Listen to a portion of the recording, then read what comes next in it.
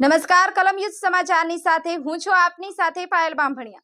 તો જોઈએ આજના મહત્વના સમાચારમાં। ઉનાળાના પગલે જિલ્લામાં પશુ પક્ષીઓની હાલત દયનીય।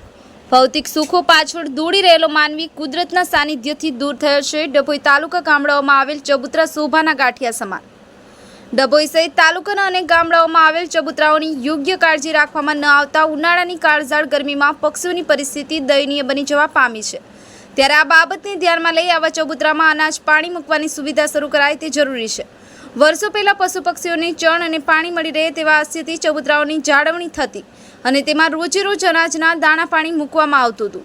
આવા ચબુતરાઓ એક સ્તંભની ઉપર બનાવવામાં આવતા હતા, જેનાથી નાના પક્ષી પંખીઓને બીજા મોટા પ્રાણીઓની સુરક્ષા મળી રહેતી।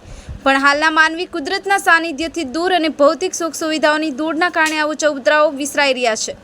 અગાઉના જમાનામાં સમયમાં લોકો કુદરતના સાનિધ્યથી રહેતા અને તેના કારણે ચબુતરાઓનું ખૂબ મહત્વ હતું। લોકો પોતાના ભોજનમાંથી એક રોટલી ગાય માટે અને એક રોટલી કૂતરા માટે કાઢતા અને દરેક ઘરના આંગણે પંખીઓને ચણ મળી રહે તેવા આશય સાથે દાણા અને પાણી રાખવામાં આવતા અને તે સમયે લોકોમાં રહેતી જીવદયાની ભાવનાના કારણે પશુ પક્ષીઓને ચણ અને પાણી મળી રહે તેવા આશયથી ઘણી બધી સુંદર કલાકૃતિ ધરાવતા ચબુતરાઓ બનાવવામાં આવ્યા હતા।